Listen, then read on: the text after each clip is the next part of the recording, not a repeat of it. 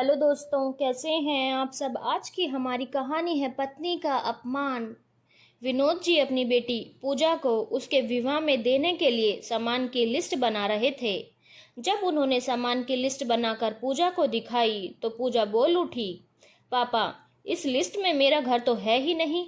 पूजा की बात सुनकर उसके पापा बोले, तू पागल हो गई है जो शादी में अपने घर की मांग कर रही है। भला दहेज में घर कौन देता है। शादी के बाद लड़की के पति का घर ही उसका घर होता है।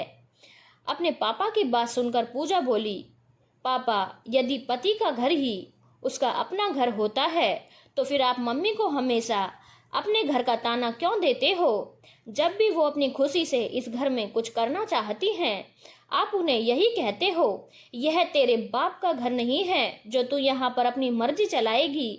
यह मेरा घर है, यहाँ मेरी मर्जी चलेगी। पापा, यदि शादी के बाद मेरा पति मुझसे ऐसा कहेगा तो फिर मैं क्या करूंगी। पूजा के ऐसे शब्द सुनकर उसके पापा शर्मिंदा हो गए थे। पूजा उनकी एकलौती बेटी थी।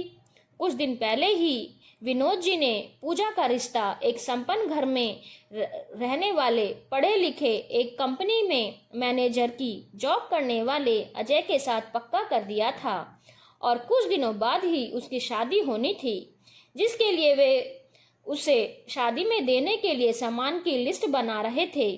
विनोद जी बेहद अहंकारी और गुस्सेबाज इंसान थे। उनके घर में हमेशा उनकी मर्जी ही चलती थी। जब भी उनकी पत्नी मंजू जी अपनी मर्जी से घर में कुछ काम करना चाहती तो वे उसे मना कर देते थे और यही कहते थे, यह घर मेरा है, यहाँ पर मेरी मर्जी ही चलेगी। यह सुनकर मंजू जी को बेहद बुरा लगता था। मंजू जी एक कुशल नृत्यांगना थी। उन्हें नृत्य करने का और सिखाने का बेहद अच्छा शौक था। उनका घर भी काफी बड़ा था, इसीलिए वह अपने घर में ही लड़कियों को नृत्य सिखाना चाहती थी।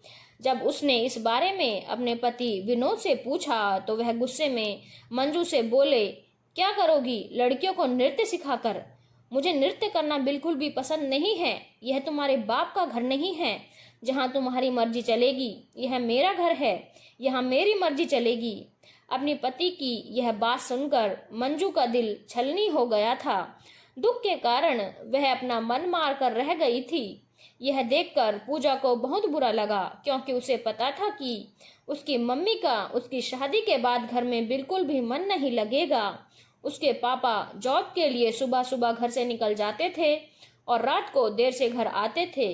यही सोचकर पूजा ने अपनी मम्मी को सलाह दी थी घर में लड़कियों को नृत्य सिखाने की।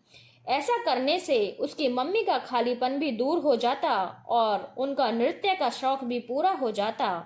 परंतु जब उसके पापा ने उसकी मम्मी को ऐसे कड़वे शब्द बोले तो पूजा ने उन्हें सबक सिखाने का निर्णय ले लिया था।